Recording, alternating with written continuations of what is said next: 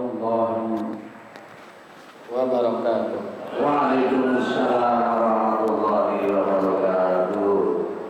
Alhamdulillahi rabbil alamin, wassalatu wassalamu ala sayyidina Muhammadin Sallallahu alaihi wa ala alihi wa sahbihi ajma'in, amma ba'du. Hadratil muhtaramin wal muhtaramat, para alimil ulama, para asatidzah, para guru, orang tua, sesepuh dan tokoh masyarakat, bil khusus sahibul fadilah guru kita al-mukarram Bapak Kiai Haji Dr. Radas Muhammad Ja'far, yang semoga Allah berikan sehat panjang umur.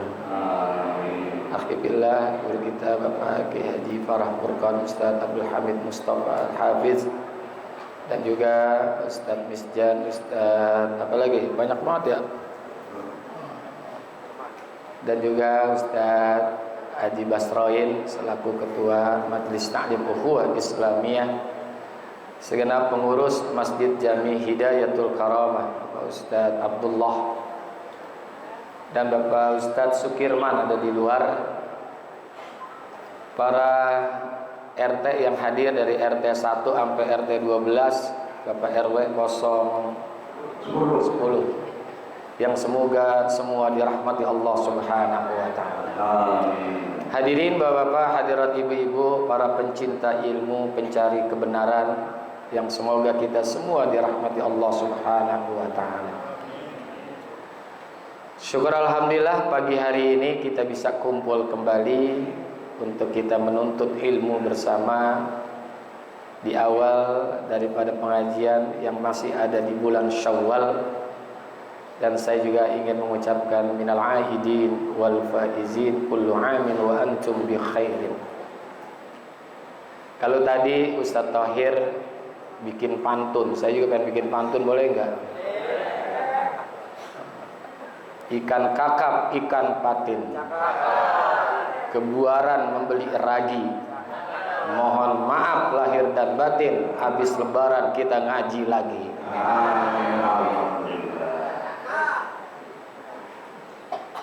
Kita hadir ke majelis ilmu ini harus memiliki tujuan yang lurus. Bukan sekedar kita ingin mendapatkan ilmu, tapi yang lebih penting daripada itu adalah ingin mengamalkan ilmu. Karena ilmu ini adalah sesuatu yang sangat mulia. Sampai Al-Imam Hasan Al-Bistri pernah mengatakan, "Lau kanatil lil ilmi suratun lakana suratuhu ahsana minasy syamsi wal qamari wan nujumi was samai."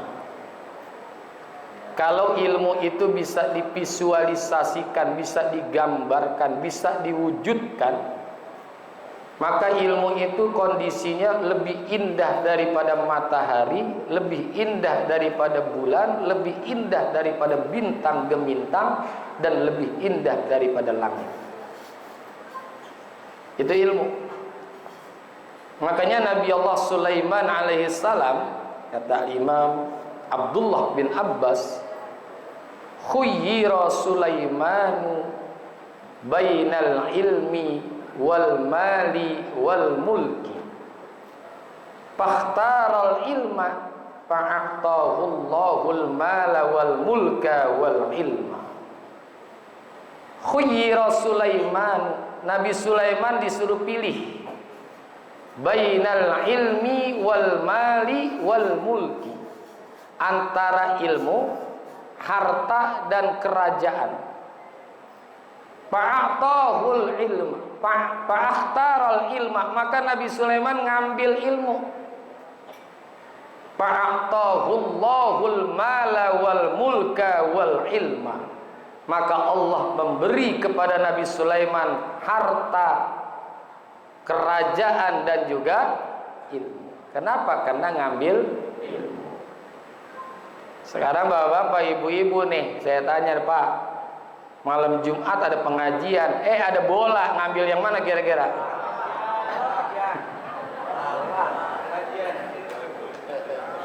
Ibu-ibu, siang-siang hari Senin ada pengajian, ada pembagian sembako, kemana dulu nih? Itu lagu kita. Nah, jadi nuntut ilmu ini mesti ada niat yang bagus. Al-Imam An-Nawawi, Yahya bin Syaraf An-Nawawi pernah mengatakan, man kharaja ilal ilmi yuridu bihil ilma lam yanfa'ul ilmu, wa man kharaja ilal ilmi yuridu bihil amala nafa'ahu qalilul ilmi. Man kharaja ilal ilmi, siapa orang yang pergi menuntut ilmu, yuridu bihil ilma, yang sekedar ingin dapat ilmu saja, lam yanfa'ul ilmu, nggak manfaat ilmunya. Wa man kharaja ilal ilmi yuridu bihil amala nafa'ahu qalilul ilmi. Siapa orang yang pergi menuntut ilmu yang niatnya ingin mengamalkan ilmu, niscaya manfaatlah ilmunya, betapapun ilmunya sekedar sedikit saja. Jadi yang penting ada ilmu nafi', ilmu yang manfaat. Karena kalau ilmu nggak diamalin ini bahaya. Wa alimun bi ilmihi lam ya'malan mu'azzabun min qablihi ubadil wasan. Wa alimun, dan orang yang alim, yang punya ilmu dikit kek banyak kek, lam ya'malan, namun dia tidak amalkan, nggak ada manfaat tuh ilmu, mu'azzabun min qablihi ubadil wasan, niscaya akan disiksa lebih dahulu ketimbang para penyembah berhala. Tapi ini ucapan bukan menghinakan orang yang menuntut ilmu, tapi justru masih takriman, memuliakan. Salahnya dia satu, nggak ngamalin ilmu, salahnya. Makanya siksanya pun diduluin, urusan-urusannya didahulukan. Supaya apa? Agar nanti tidak lagi melihat ada orang yang disiksa. Dia duluan siksa, habis disiksa, udah selesai. Tapi kalau dibelakangin urusannya, dia ngelihat ada orang disiksa, sebelum disiksa udah ada punya rasa sakit.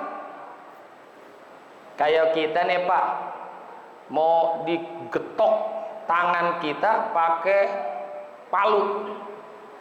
Sebelum tangan kita digetok pakai palu, kita ngelihat ada orang tangannya digetok. Kira-kira sakit nggak? Ya habis ini gua dah, habis ini gua tuh. Maka urusannya orang yang tidak mengamalkan ilmu didulukan. Ini bukan tahkiran, tapi takriman. Makanya yang kita minta itu ilmu yang manfaat. Karena kalau dalam agama itu orang yang mengamalkan ilmu, insya Allah dia udah punya ilmu. Tapi kalau orang yang punya ilmu belum tentu ngamalin ilmu. Sekali lagi, niat kita ini menuntut ilmu bukan ingin mendapatkan ilmu saja, tapi ingin mengamalkan. Dan dalam menuntut ilmu ini kan ada syaratnya. Singkat aja nih. Kata Imam Muhammad ibnu Idris Asy-Syafi'i, dulu yang pernah pesantren pasti ketemu nih mahfuzah, bahwasanya Rasulullah bahwasanya Imam Syafi'i ini pernah mengatakan, akhi lan tanalal ilma illa bisittatin sa'unbika tafsiliha bibayani zakaun wa khirsun wajtihadun wa bulghatun wa suhbatil ustadi wa tuliz zamani. Akhi lan tanalal ilma, wahai saudaraku, lan tanalal ilma, kamu nggak bakalan bisa dapat ilmu manfaat illa bisittatin, kecuali 6 perkara yang kamu miliki biar manfaat. Dirinci oleh Imam Syafi'i apa saja? Yang pertama zakaun,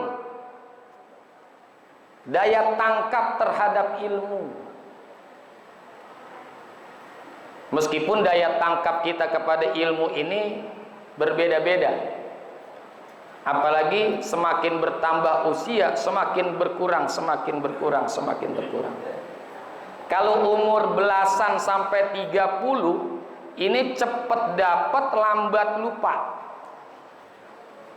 Umur 17-an sampai 30 cepet dapat, lambat lupa. Paling cakep nih. Kalau 30 ke 40 anak baru 1. Lambat dapat, lambat lupa. Dapatnya susah, tapi masih mending. Lupanya juga lama. Yang ketiga, dari umur 40 ke 50 cepet dapat, cepet lupa. Pahamnya cepet, tapi lupanya juga cepet. Karena anak udah 3. Nah, yang paling bahaya yang keempat nih. Umur 50 ke 60 udah punya cucu 2. Lambat dapat, cepet lupa. Pahamnya susah banget. Diajarin berkali-kali, ya Allah susah.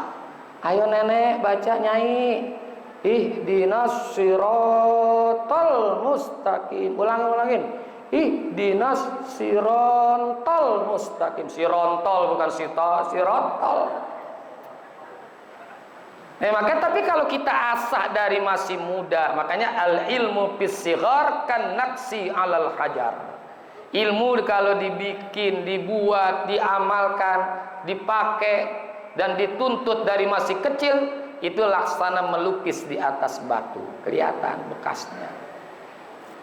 Wal ilmu fil kibar, kalau ilmu sudah dicarinya di saat udah tua bangka, kan naqsi alal ma, seperti menulis di atas air, nggak ada bekasnya. Jadi harus ada zakaun wa hirsun. Hirsun di sini memiliki ambisi ingin mendapatkan ilmu. Hirsun itu rakus, kalau bahasa jeleknya itu rakus. Tapi yang positifnya ambisi, ingin mendapatkan ilmu. Jadi ngajinya betul-betul keinginan yang muncul pada dirinya, bukan karena disamper. Kalau nggak disamper nggak ngaji. Ambisinya kuat. Ngaji di sini, ngaji di sini, ngaji di sini, ngaji di sini, nggak cukup di ukhuwah, ngaji lagi di sini, ngaji. Nah, itu ambisi ingin mendapatkan ilmu. Dia bawa tuh alat-alat ingin menuntut ilmu, bukunya, pulpennya, kitabnya dia bawa. Mau paham kayak mau kagak, yang penting kitab dibawa sama dia. Sampai halamannya lain sama gurunya. Gurunya halaman 15, dia halaman 30. Udah duluan dia, Pak. Nggak apa-apa, yang penting megang kitab. Udah keren, udah kalau megang kitab udah keren udah. Hirsun wajtihadun, kesungguhan dalam menuntut ilmu. Ada sungguh-sungguhnya. Nggak mau kagak-kagak. Kalau dia sempet ngaji, kalau kagak ini kurang sungguh-sungguh nih, ya. Karena al-istihadu asasun najah.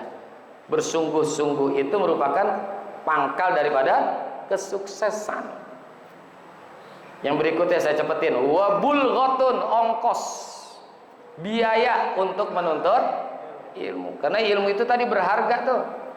Kata Mahfuzat, al-ilmu athmanu minaz zahab. Ilmu itu lebih berharga daripada emas. Harganya mahal. Dia perlu beli ini, ongkosnya ini banyak sekali ongkosnya.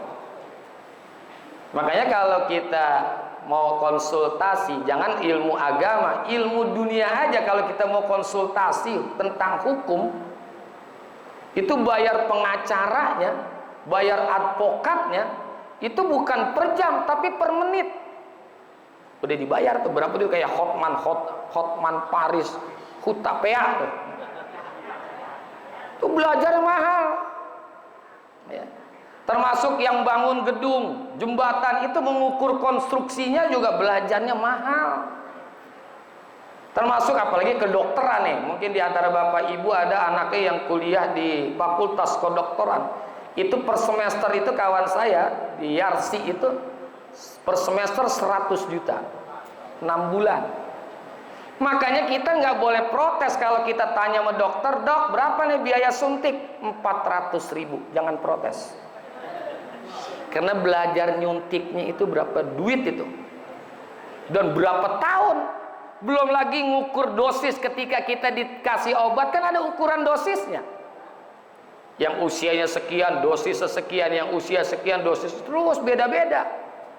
Kalau kita nggak mau bayar 400.000, boleh suntik sendiri, ngukur dosis sendiri, silakan. Kira-kira kalau kita nyuntik sendiri, ngukur dosis sendiri, sembuh apa mati kira-kira tuh? Tuh bayarnya mahal. Apalagi ilmu agama, ya. Apalagi ilmu agama. Jadi bulghah wa sohbatil ustaz, dan harus memiliki guru. Musyafahah, langsung ketemu dengan guru.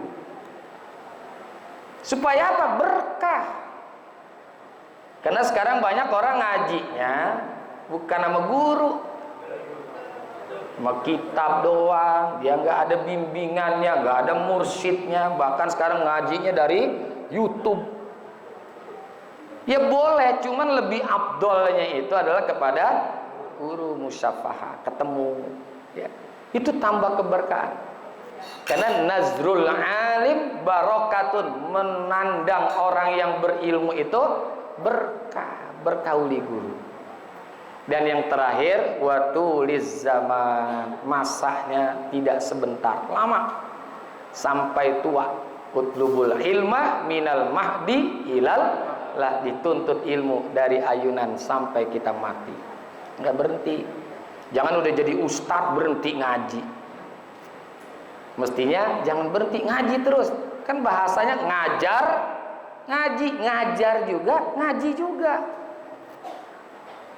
Meskipun ilmu kagak habis, tapi kan ngajinya ini untuk mencari keberkahan.